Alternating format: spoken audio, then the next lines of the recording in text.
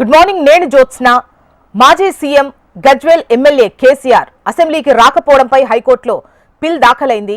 కేసీఆర్ అసెంబ్లీకి రాకుంటే స్పీకర్ చర్యలు తీసుకునేలా ఆదేశాలు ఇవ్వాలంటూ తెలంగాణ హైకోర్టును ఆశ్రయించారు ఫార్మర్స్ ఫెడరేషన్ కు చెందిన విజయపాల్ రెడ్డి. దీనిపై కేటీఆర్ స్పందించి కేసీఆర్ బదులు వేరే వాళ్లను అక్కడ పోటీ చేయించాలని పిటిషన్లో పేర్కొన్నారు.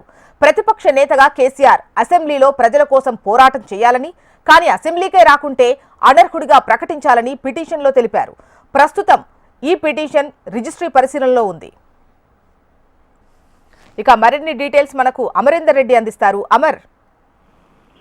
జోషా, తెలంగాణ హైకోర్టులో కేసీఆర్ అసెంబ్లీ రాకపోవడంపై ఒక పిల్ దాఖలైంది. ఇది ప్రజా ప్రయోజన సంబంధించిన పిటిషన్ కావడంతో ప్రస్తుతం ఫార్మర్ ఫెడరేషన్ సంబంధించిన విజయపాల్ రెడ్డి ఈ పిటిషన్ కూడా పిల్ దాఖలు చేశారు.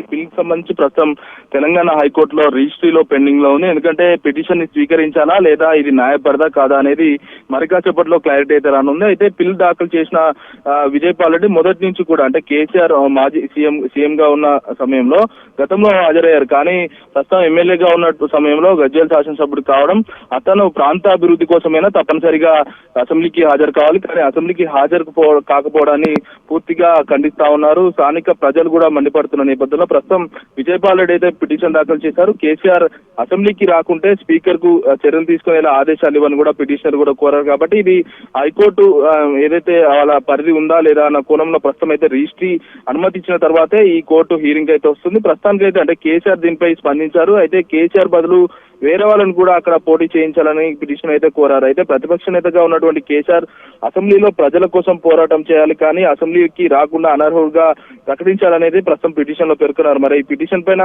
మరి కాసేపట్లో స్క్రూటినీ జరుగుతుంది. రిజిస్ట్రీలో ఒకవేళ అనుమతి ఇస్తారా లేదా అనేది ఉత్కంఠ నెలకొంది. ఒకవేళ అనుమతి ఇస్తే మాత్రం ఒక శాసనసభ్యుడికి కాల పరిమితి అనేది ఉంటుంది కాబట్టి తప్పనిసరిగా పిటిషన్ వేశారు. మరి పిటిషన్ ని స్వీకరించాలా లేదా అనేది మరి కాసేపట్లో స్క్రూటినీ అనంతరం రిజిస్ట్రీకి అఫీషియల్ గా ఒక నోట్ ద్వారా విడుదల చేసే అవకాశం అయితే కనబడుతుంది. ఒకవేళ హీరింగ్ కి అనుమతిస్తే మాత్రం మాజీ సీఎం కేసీఆర్ ని, శాసనసభ్యుడిగా ఉన్నటువంటి కేసీఆర్ ని తప్పనిసరిగా ఈ శాసనసభ్యుడు పదవి నుంచి తొలగించే అవకాశం, అంటే హీరింగ్ తర్వాత అంటే విచారణ అనంతరం ప్రతి శాసనసభ్యుడు కూడా అసెంబ్లీకి తప్పనిసరిగా రావాలి. దానికి నియమ నిబంధనలు ఉంటాయి కాబట్టి వాటి ఆధారంగా కేసీఆర్ పైన చర్యలు తీసుకునే అవకాశం అయితే మనకు స్పష్టంగా అవపడుతున్నాయి. జోష్న.